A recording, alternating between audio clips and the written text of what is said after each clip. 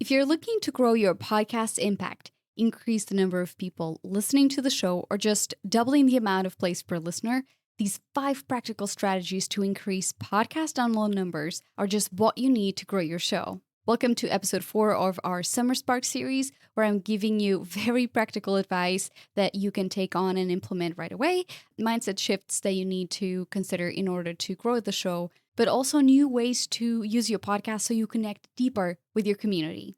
Hi, I'm Anna Xavier, and this is the Podcast Space, a practical podcast that will get you unstuck. Before we move into the episode, I want to invite you to visit thepodcastspace.com. That's where you'll find ethical podcast content from free resources like this podcast and in-depth articles to online courses to coaching programs to get you where you're meant to be. All right, without further ado, let's get into this episode.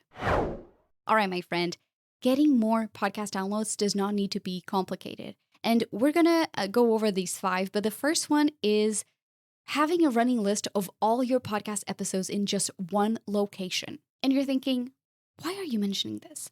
Well, in order to maximize your time, you really need to be organized. You need to stick to one platform so that you're not wasting precious minutes of your day looking around for that URL, right? And so let me tell you, for instance, about my strategy. I have my episode links all in one Excel spreadsheet. By default, I don't like Excel because I'm a creative. It just doesn't really light me up, but it's one of the best ways to see information, but also to filter it and immediately create graphics. So I'm there for that reason. So I want you to consider one place where you actually enjoy creating or that works for you and your habits. So for instance, I have that Excel spreadsheet that is easily accessible on my phone, but also on my computer. It just makes it easy to follow along. I don't have it saved on my computer's hardware because if I'm on my phone and I want to look around to find a link, it's going to be a problem, right? So you want to make sure that it's accessible from multiple devices. And here are the things that I have included. First, number and the title of the episode. It's easier to remember a number than to remember the whole title of the episode, right? Be practical. And then remember to include your guest name. There's a lot of podcasters who don't like including guest names in the title of the episode because it makes it way too long. So if you don't include the name of the guest on that episode title, you could be wasting so much time. Again, looking for where the heck is that? That's actually one of the best practices that I am talking about on episode 19, where I delve into best practices for episode titles. I include, should you include the name of your guest in the title or not? The pros and cons. So if you can, check out that episode. By the way, everything that I mention on every single episode, it's always included in the show notes. Make sure that obviously alongside having the number and the title of the episode and the guest name, you also have the URL, a direct link to the website. So why is this important? I don't want to go onto my own website and going on the front end, which is the part that is visible to everybody. So going to thepodcastspace.com and manually searching for things. Because what I'm doing is I'm actually skewing my data that I'm going to be looking into later in the year and say, okay, what did people typed on the search bar? Which pages were the most visited? So you want to make sure that you have that somewhere else and you're not going in the back end. Like for instance, for me is Squarespace, so that I don't go back on Squarespace and have to scroll through every single episode to find that one, right? These tips will be life-saving when you have more than 20 episodes. If you are trying to send links to people that are asking you for podcast episodes, this is one of the best ways to do it because, again, you can be more efficient. Therefore, you can direct them to more podcast episodes.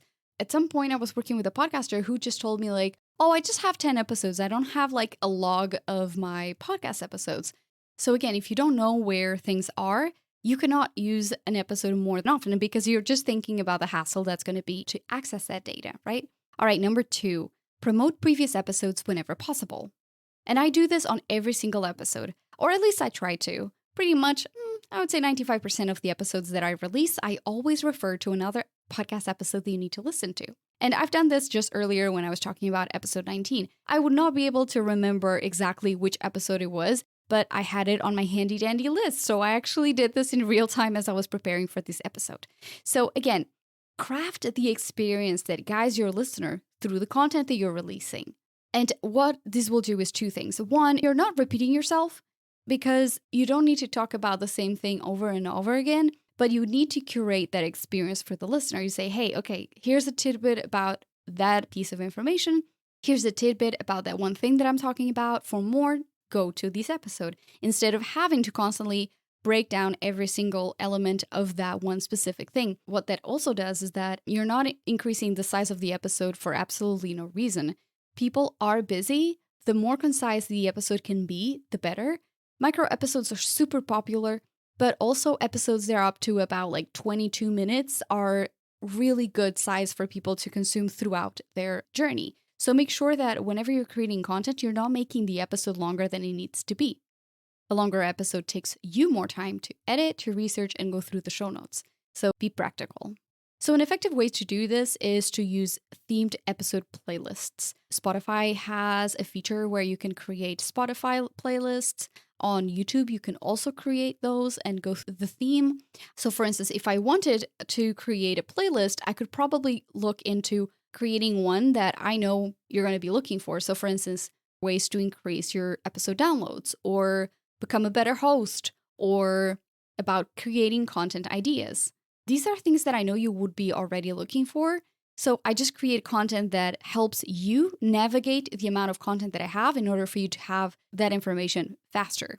Another really cool way to curate the listener experience is to create quizzes. Amy Porterfield, for instance, if you want to see how it looks like, Amy Porterfield has done that, but again, she has so many episodes. You cannot really do this if you don't have more than, say, 25 episodes, because otherwise the quiz is going to be kind of like a little silly, quite short, right? So if you only have one episode, it's not worth it. Something to realize as well is that quizzes may be a little complicated to set up. You need to make sure that you're not increasing the complexity more than it needs to be. So another way to curate that experience is, for instance, to have a newsletter where you have an automation and, let's say, an email sequence. So if someone selects that topic of more downloads, they will be served only episodes on their inbox that are related to that podcast content that they are searching for. Or alternatively, a better way to get more downloads could be to just dig up old newsletters and include them on your regular content. So for instance, if I felt like, okay, I want to take 2 weeks vacation and I don't want to write new content, I could go ahead and recycle content that I've created maybe, 6 months ago, 2 years ago, go back, pull those episodes, pull that content, and just talk about it.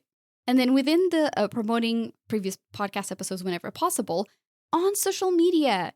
So an effective way to do this on social media could be, for instance, on theme days. Let's say my podcast is about healthy eating. I think that some people have tried the ice cream diet where they eat nothing but ice cream. Basically, I could say, okay, I'm creating a podcast about like the myths and truths about ice cream diet. And so I could use National Ice Cream Day and every single year promote that, or during the summertime. Like, these are opportunities for you to look at content you've created and repurpose it again. And by the way, this ice cream idea just came to me because it's hot and I'm thinking I want an ice cream. So again, you can do it with all different things. All right, moving on to number 3, replays. Don't set it and forget it. People who will create additional podcast episodes that pretty much cover what they covered before makes no sense to me. If you've created a podcast episode and you're not going through the effort of adding a ton of additional information, what is the point? Just repurpose that episode, because again, the listeners you have today are not the same listeners they'll have from 3 months from now or 6 months from now. So it's an opportunity for them to consume content again without you having that much more work. And I have been doing this with at least 3 clients when we're working through the content strategy for the summer. Because my clients want to take time off during the summer, but they don't want to stop releasing episodes. And so what we do is we go through those episodes. We are being strategic about the episodes we pick, and we are repurposing the content. And most times, the episode performs even better than it did the first time, which means people either forgot that that episode was released, or they are listening and they are listening to it for the first time because maybe they didn't see it, or maybe they are new to the podcast. It doesn't mean that just because you're repurposing content, it won't be listened to. And so if you want to know the ins and outs of replays, I've actually have created a podcast episode on that. It's episode 18, and it's called The Replay Advantage. Honestly, that is one of my best performing podcast episodes, so I know that is going to be useful. I even had messages on LinkedIn, people saying, I listened to this episode 5 times. And I was like, all right. Think about replays are effective ways to use the content again and get more downloads out of the same content. Number 4, use your episodes as frequently asked questions instead of typing long emails or texting a client. I do this all the time. Whenever I'm even inquiring with my accountant or even clients that I just started working with, it's like, hey, I would love to know about this. Do you actually have a podcast episode on that? And they tell me yes or no. And so I'm being proactive. But again, you have to be proactive and think, is this an opportunity for me to not repeat myself, save myself some time, and increase those downloads? It's almost a hack on how to be a more efficient business owner. But hey, let's move into number 5. Just release more content. I know this is like probably one of the most basic things. But if you want more downloads, release more content. The more episodes you release, the more your listeners will download. And it happens in 2 different ways. And so it can be that you release episodes more frequently or that you release one regular episode and a replay. I actually know a few podcasters who were already on episode like 250. And so they were kind of recycling through all the episodes to just boost those download numbers. Something that you need to know is that some podcast platforms actually allow you to automatically download episodes once they are out. What this means is that it's kind of like more streamlined for the listener. It's just a better user experience. And just whenever you open the app, it just says, hey, new episode is here. Apple Podcasts has this feature. I think Spotify has this feature. And I know that Samsung Podcasts also have this feature. Another thing that happens is the more episodes you have, the more they can binge through it.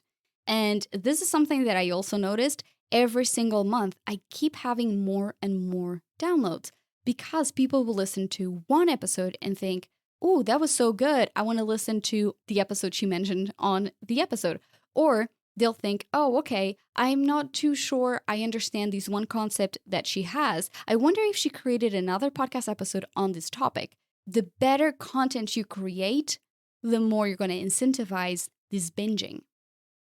Here it's important to not gatekeep, because if you're being too vague, you're not incentivizing people to actually create that habit of just binging through your podcast. They're kind of like, oh, okay, now I have to go to their website and fill out a form, or then I have to go and do these other tasks. If you want to create better podcast content, just make sure that you're creating content that is quote unquote bingeable. And the way to do that is, for instance, to sign up to my newsletter. I send that newsletter twice a week with content that will help elevate your podcast and help you see content creation through a different lens. All right, I've been Anna Xavier, and I cannot wait to hear your ahas. If you are on Instagram, reach out to me on the podcast space, or go through all the resources I mentioned in the show notes, or at thepodcastspace.com/podcast. You can search for the number of this episode, which is episode 32, and you can look up everything that I mentioned. So I hope you have a fantastic week and keep creating imperfect content that drives you forward. I'll see you in the next episode.